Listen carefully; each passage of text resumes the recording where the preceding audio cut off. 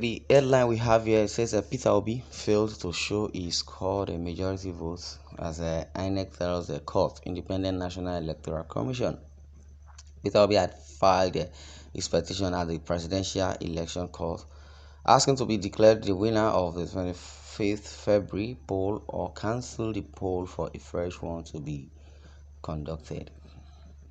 The Independent National Electoral Commission, INEC, has urged and argued that Labour Party's presidential candidate Peter Obi failed to show how he scored the majority of lawful votes during the 25th February presidential election. Mr. Obi, who came third in the election, had filed his petition at the Presidential Election Petition Court in Abuja to challenge the outcome of the polls on the grounds of allegation of electoral fraud, among other alleged irregularities.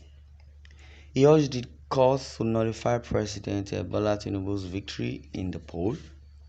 He also called on the court to either declare him the winner of the election or order a fresh poll. Now, Mr. Obi and his party, the Labour Party, alleged that Mr. Tinubu and Vice President Kashim Shettima were not qualified to vie for Nigeria's presidency. They alleged Mr. Tinubu was convicted of drugs-related crimes and forfeited $46,000 in the United States. $46,000 in the United States. They also accused Mr. Shettima of double nomination by the party, the All Progressive Congress (APC). The petitioners contended at the trial of the case that Mr. Tinubu was not duly elected by the majority of the lawful votes cast at the election. Mr. Obi called 13 witnesses to back his claims, and the 5-member panel of the court, led by Haruna Sumani, had ordered the parties to the case to exchange their final addresses at the end of the trial. In his final written address, Independent National Electoral Commission (INEC), through its lead lawyer Abubakar Mahmood, said Mr. Obi's petition lacked merits. Responding to allegations of Mr. Shettima's double nomination, Mr. Mahmood, a senior advocate of Nigeria SAN, said the APC had, in a letter dated 6th July 2022, received on 13th July 2022 by INEC, withdrawn his candidacy for Borno Central Senatorial District to clear the way for his nomination as Mr. Tinubu's running mate.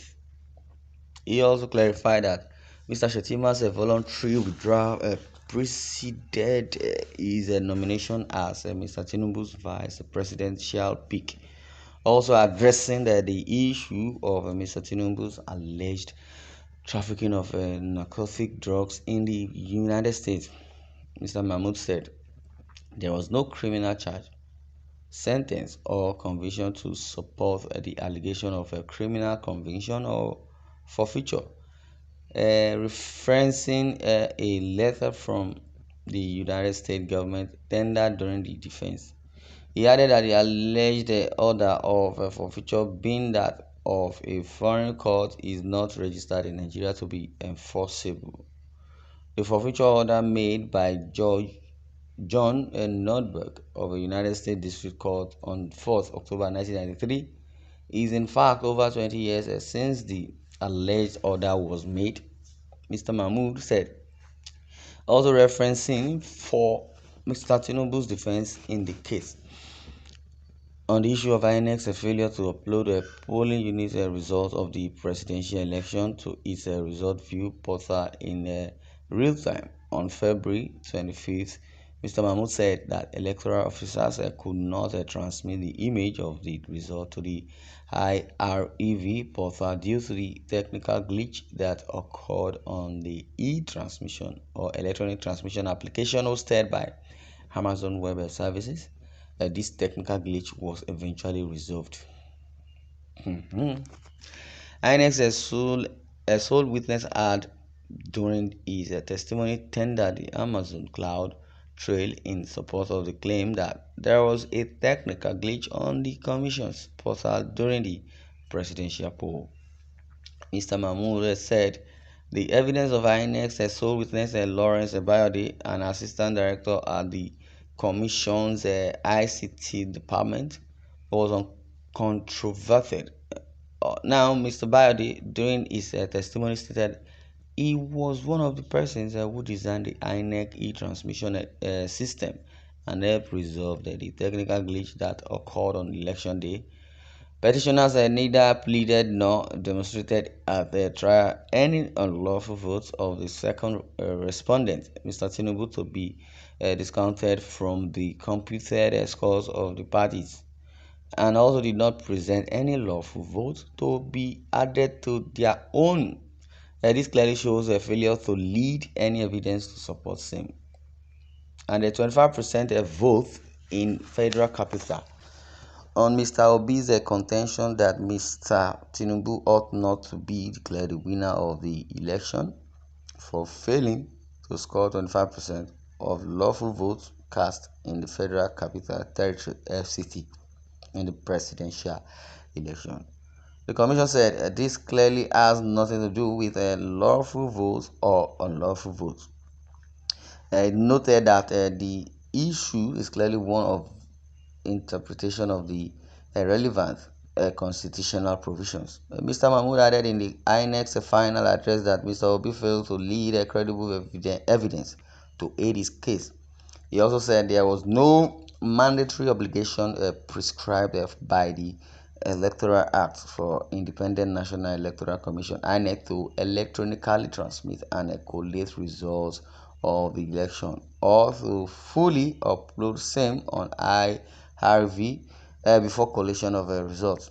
In the court filing dated 14th of July, Mr. Mahmoud said the evidence presented by the petitions and the petitioners, Mr. Obi and Labour Party, failed to make out a case that the second and third respondents are not qualified to contest the election. Section 134(2) of the Constitution only requires a candidate to have scored the highest number of votes cast and at least 1/4 of the votes cast in 2/3 of all the states in the Federation, and the Federal Capital Territory has an aggregate of 37 states. The petition for want of evidence deserves to be dismissed and accordingly dismissed as same. My God, dismissed as same.